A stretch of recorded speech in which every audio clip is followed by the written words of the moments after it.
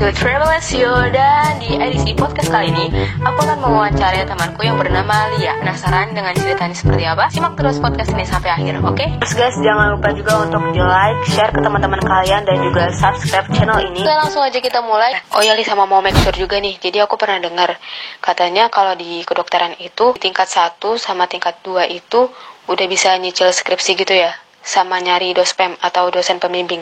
Nah, itu benar nggak? Iya, mulai di tingkat 2. Jadi di tingkat pertama dapat modul metodologi penelitian. Bahasnya tuh SPSS, jenis-jenis penelitian kayak cross-sectional, case control, cohort, dan lain sebagainya. Terus tugas akhirnya bikin proposal penelitian. Nah, di tingkat 2 baru mulai modul riset. Dan mulai nih nyari-nyari topik serta dosen pembimbing. Sistemnya itu kelompok. Boleh sih individu, tapi kayaknya jarang deh. Kebanyakan memang kelompok. Dan walaupun kelompok, ya tiap orangnya tetap judulnya beda-beda, sidangnya juga sendiri-sendiri. Misalnya, aku alhamdulillah udah dapet judul dosen pembimbing dan proposal hibah UI juga udah disetujui, jadi tinggal penelitiannya. Nah, aku sekelompok itu bertiga di Departemen Kimia, topiknya tentang daun kelor. Tahu kan ya? Daun kelor, dunia tidak selain berdaun kelor. Intinya itu daun kelornya diuji buat sel kanker. Nah, terus ngebedain judulnya gimana sama teman-teman yang lain? Ngebedainnya itu dari protein penandanya. Aku pakai INOS, temanku ada yang pakai TNF-alpha, ada juga yang pakai COX-2. Dan nanti ya pas penelitiannya antibody yang kita pakai beda-beda. Jadi sebenarnya topiknya sama aja sih.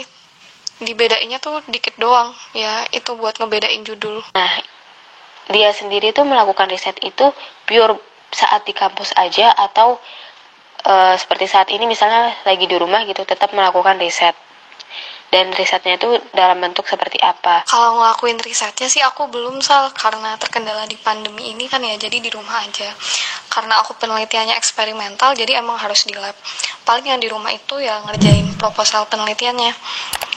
Terus masalah fasilitas untuk alat-alat gitu ya kebanyakan memang udah ada. Paling kalau beli tuh biasanya beli bahannya aja gitu. Jadi kayak antibody, kalau misalnya lagi nggak ada ya beli. Dan belinya dari mana? Kalau aku sih dananya alhamdulillah dapat dari hibah UI gitu. Jadi udah nggak perlu mikirin lagi. Tapi insya Allah buat masalah dana ini nggak perlu khawatir sih, karena pasti bakal dibantu sama dosen pembimbing buat nyari dananya. Jadi kalau di kedokteran itu kan biasanya ada yang namanya praktikum gitu ya. Nah, salah satu praktikumnya itu adalah meneliti mengenai jenazah atau mayat. Nah, kalau untuk di FKUI sendiri, apakah mahasiswanya dipungut biaya lagi atau free seperti itu? Istilahnya kadaver gitu ya. Kalau di UI nggak bayar sama sekali sih, jadi emang ya udah bayar UKT aja, nggak ada biaya kadaver, biaya remedi atau biaya-biaya lainnya. Mungkin yang bayar lagi tuh buku kali ya, kalau buku emang beli sendiri.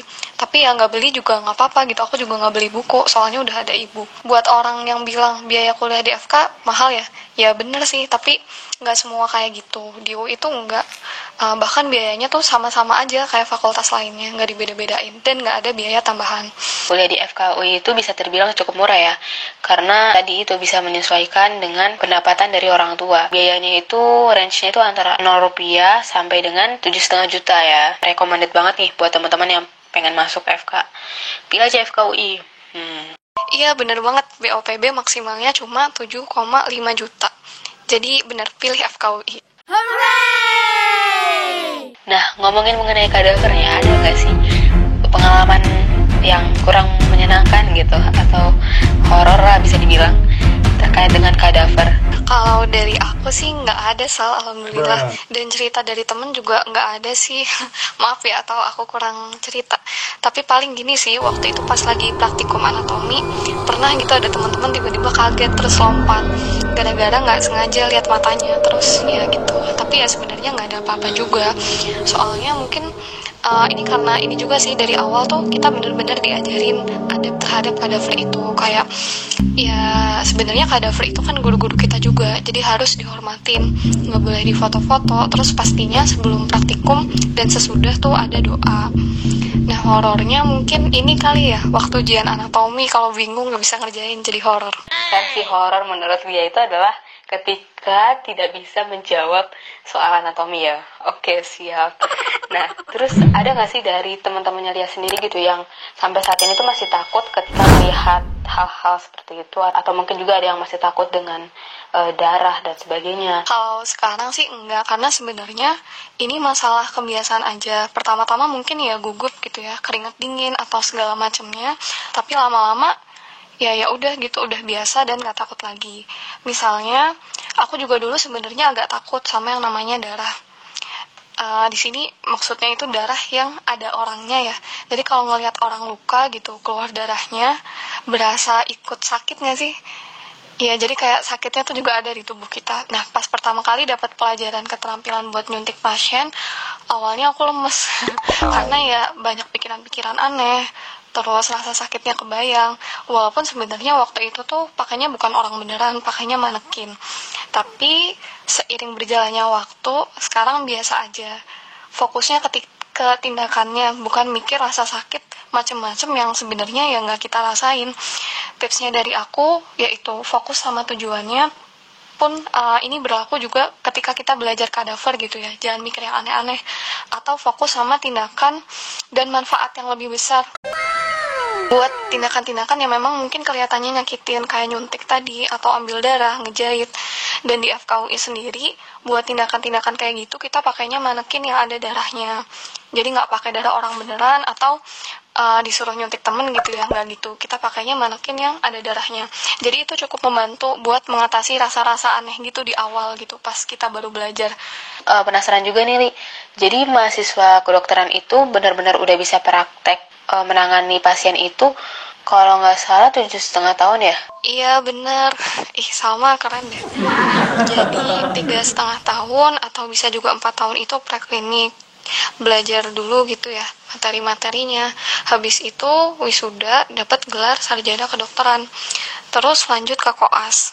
Di sini udah ke rumah sakit dan ketemu pasien, tapi bukan kita nanganin langsung ya. Masih di bawah pengawasan dokter tentunya, itu sekitar 2 tahun. Setelah itu sumpah dokter dan dapat gelar dokter. Berarti sekitar berapa tahun? 5,5 sampai 6 tahun ya. Tapi belum selesai sampai di situ. Kita butuh namanya surat tanda registrasi kalau nggak salah. Buat ngedapetin STR ini, buat ngedapetin STR yang paten, kita harus internship dulu sekitar 1 tahun minimal. Jadi internship itu semacam magang gitu di suatu daerah.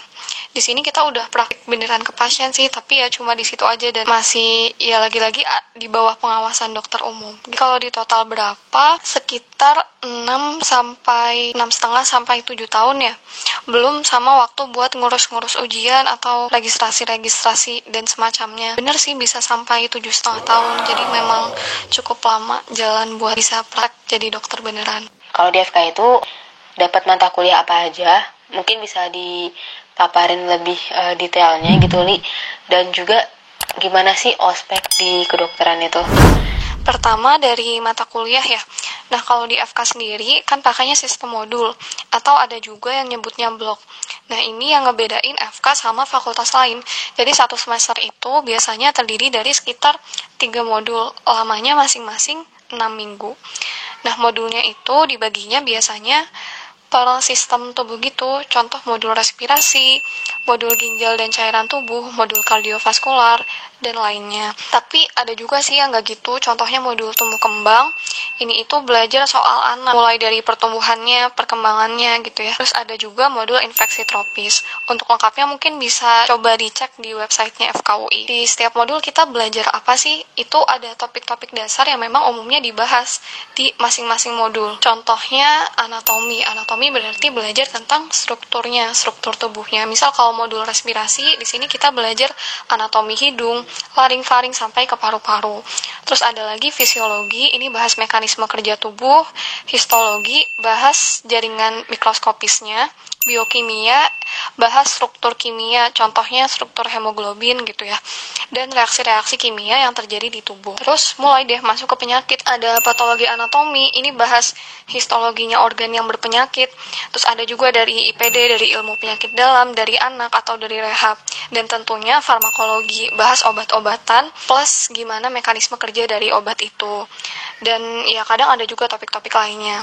Nah terus buat tambahan ya, selain kita belajar tentang tubuh, butuh belajar penyakit, belajar cara ngobatin pasien, kita juga diajarin nih soft skill yang kita perluin di dunia kerja nanti, dan bermanfaat juga sih buat kesehari-harian. Contohnya tentang gimana komunikasi sama pasien, misal breaking bad news, atau gimana ngomong sama pasien yang usianya itu udah lanjut usia. Itu ada tekniknya sendiri, dan kita diajarin di modul komunikasi kesehatan. Terus diajarin juga gimana caranya berkolaborasi dengan tenaga kesehatan lainnya.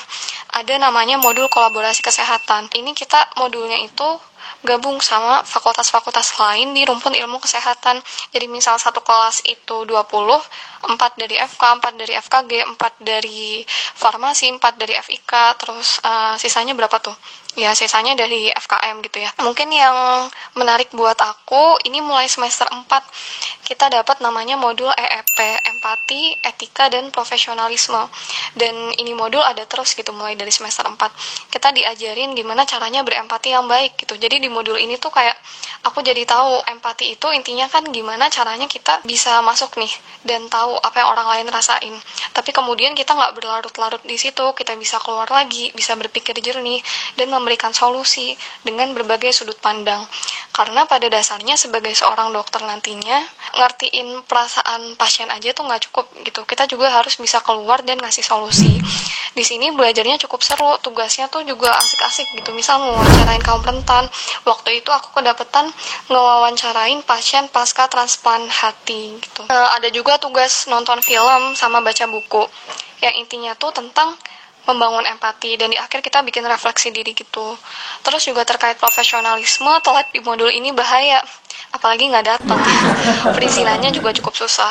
Satu lagi sih ya, ada namanya KKD, keterampilan klinik dasar. Di sini kita diajarin keterampilan kayak gimana cara nyuntik, cara anamnesis pasien, nanya-nanyain gejala pasien, riwayat penyakit, dan lain sebagainya. Terus gimana masang infus, intubasi, dan lainnya. Informatif banget nih buat kalian, buat teman-teman nih. Seenggaknya udah ada gambaran gitu lah ya. Nanti kalau misal masuk FK tuh bakal belajar apa aja gitu. Kalau di UI itu kan biasanya ada namanya PSAF sama Mabim ya.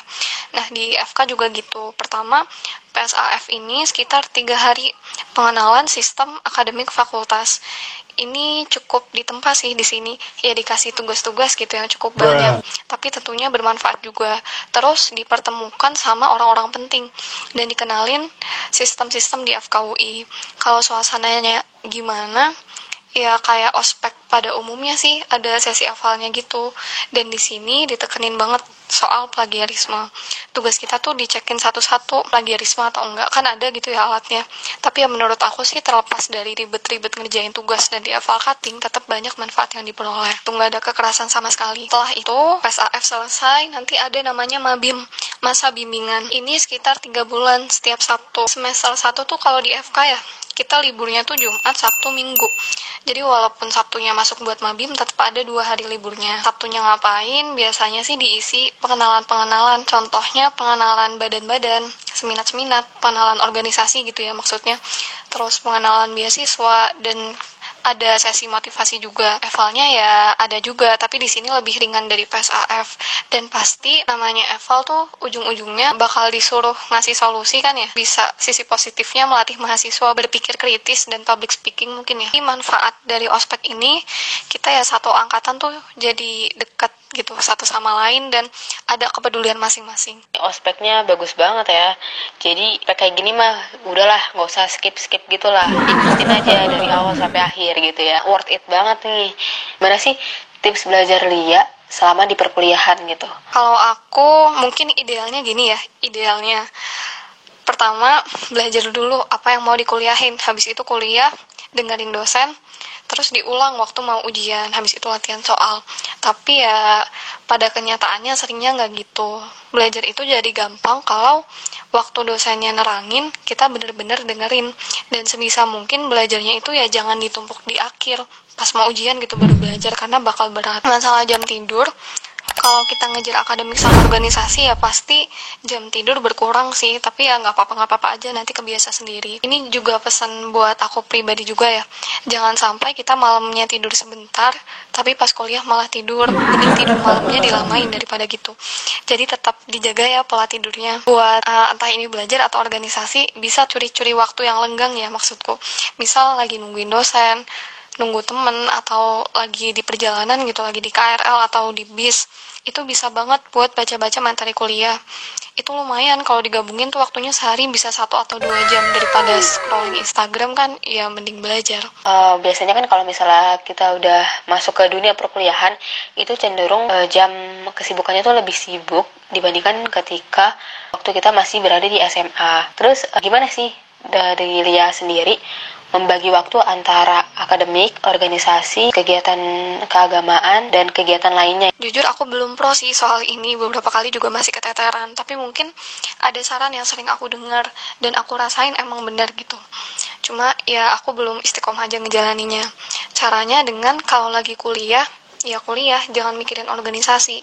Begitu juga sebaliknya, kalau lagi rapat organisasi gitu atau ngerjain poker, ya jangan belajar. Jadi intinya fokus. Dan memang otak kita tuh diciptain gitu buat fokus, nggak bisa namanya multitasking. Ya mungkin bisa buat hal-hal yang emang udah rutin kita kerjain, yang nggak perlu mikir, kayak nyisir rambut sambil belajar ya bisa-bisa aja. Tapi kalau dua-duanya butuh mikir atau butuh konsentrasi tinggi, ya jangan dilakuin bareng, selesaiin satu pekerjaan baru pindah.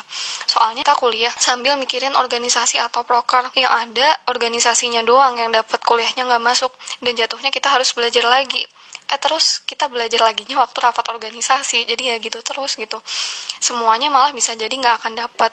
Tapi aku masih sering gitu sih, dan memang masih belajar. Buat agama, kalau itu harus diluangin sih, kayak ya sehari berapa jam gitu, atau selama sehari apa aja yang harus dilakuin. Nah, terus juga mau nanya, kalau membahas mengenai FKUI gitu, mahasiswanya belajar di 2 tempat gitu ya, yang satu di Depok, yang satu lagi di Salemba.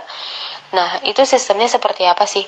Apakah ketika mahasiswa itu udah di tingkat akhir baru dipindahin ke Salemba, atau seperti apa? Perkuliahan FKUI 3 tahun pertama memang di Depok waktu masih preklinik, jadi kayak belajar ilmunya dulu. Kalau di FK kan masa pendidikannya tuh ada 2 ya, ada preklinik sama satu lagi tuh klinik atau koas. Nah kalau di UI itu prekliniknya di Depok sampai 3 tahun, terus habis itu pindah ke Salemba buat modul-modul persiapan koas. Terus wisuda tuh 3,5 tahun, atau bisa juga 4 tahun kalau misal cuti atau harus ngulang beberapa modul.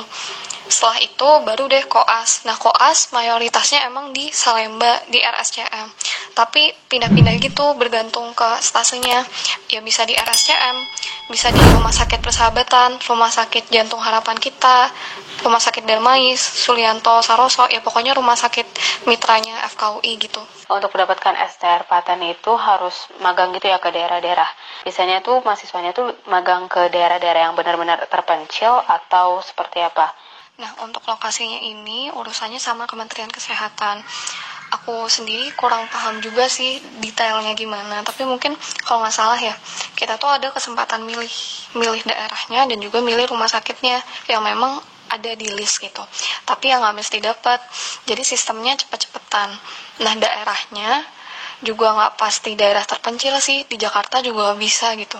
Cuma ya karena ada kuota per daerahnya, dan kemungkinan besar peminat sama kuotanya kalau di kota-kota besar tuh akan melebihi, jadi ya ada yang ke daerah. Jadi sebenarnya tuh spesialisasi dengan S2 itu berbeda ya, baik dari jangka waktu untuk menempuh pendidikannya maupun dari pelajaran yang bakal didapat tuh berbeda gitu ya. Karena beberapa masih ada yang bingung gitu loh masalah seperti ini. Iya benar banget Sal, pendidikan spesialis sama S2 tentunya beda gitu ya. Jadi kalau spesialis itu fokusnya ke praktek pendidikan profesi. Soalnya kan memang tujuannya buat jadi dokter spesialis. Jadi ya ilmunya ilmu terapan yang memang akan kepakai nantinya. Kalau S2 itu fokusnya ke ilmu teoritis atau ilmu murni gitu ya. Nah, ini itu biasanya buat keperluan akademisi gitu, jadi dosen misal atau peneliti, atau Menkes mungkin dan jajarannya. Tapi ya bisa juga sebenarnya dari spesialis terus ke pendidikan magister atau doktor, atau sebaliknya dari pendidikan magister ke spesialis. Kalau dari jangka waktunya, iya beda juga. Jadi kalau program spesialis itu cenderung lebih lama dan biasanya nggak boleh disambi kerja gitu, karena memang jadwalnya lebih padat. Nah kalau spesialis itu rata-rata 4 tahun, bisa juga 5, bergantung ikutnya program spesialis apa. Kalau S2 itu atau pendidikan magister ya rata-rata 2 tahun. Waduh, kalau dilihat-lihat ya, misalnya ngambil spesialis cukup lama juga ya jadinya. Tapi ya kalau kita menikmati prosesnya, kita enjoy dengan apa yang kita lakukan. Kalau misalnya kita niatkan itu sebagai ibadah gitu ya, pastinya akan menjadi ladang amal kita gitu. Untuk Lia sendiri nih, nanti rencananya setelah lulus tuh mau ngapain? Bingung sih Sal. Soalnya gimana ya, aku nggak kayak teman-teman lain mungkin yang udah ada gambaran pasti mau ambil spesialis apa. Semenjak kuliah ini aku cenderung hidup let it flow gitu dibandingkan dengan SMA dulu. Mungkin salah satunya karena ya balik lagi sih, ini bukan tujuan awalku, mungkin karena itu. Tapi untuk gambaran umumnya mungkin kurang lebih gini, aku bagi 2 ya, ada mimpi realistis sama mimpi idealis. Pertama, mimpi realistis, setelah lulus nanti terus jadi dokter, ya udah gitu. Ya jadi dokter beneran, praktik entah itu di rumah sakit, di klinik, atau buka praktik sendiri. Sampai ketika misal ada uang, ada waktu, ada kesempatan dan memang dirasa butuh, dirasa perlu, bakal ambil spesialis. Spesialis apa? Kalau sekarang sih mungkin aku kepikirannya antara ilmu kesehatan anak, obsgin, atau kedokteran jiwa. Nah itu, terus buat mimpi idealis, ini kali ya lanjut di Biomedical Informatics Harvard Medical School. Kenapa? Karena ya kayaknya seru aja gak sih, asik gitu ngegabungin antara informatika dengan kedokteran, terutama di zaman revolusi industri 4.0 ini, yang mana digitalisasi, komputasi itu jadi hal yang penting. Tapi ya itu sih, itu mimpi idealis gitu, karena pertama masuknya jelas susah gitu ya, nggak tahu sih, tapi ya kemungkinan besar susah. Terus butuh beasiswa, butuh persetujuan ortu, dan dari prospek kerjanya jujur aku belum terlalu kebayang gitu di Indonesia gimana. Lagi-lagi ya balik lagi, sejauh ini aku kayak ya udah gitu, lihat aja nantinya gimana, nggak terlalu kekeh akan mimpi-mimpiku itu. Ya apapun itulah, apapun nantinya gitu ya, itu pasti adalah keputusan yang terbaik dari Allah gitu ya.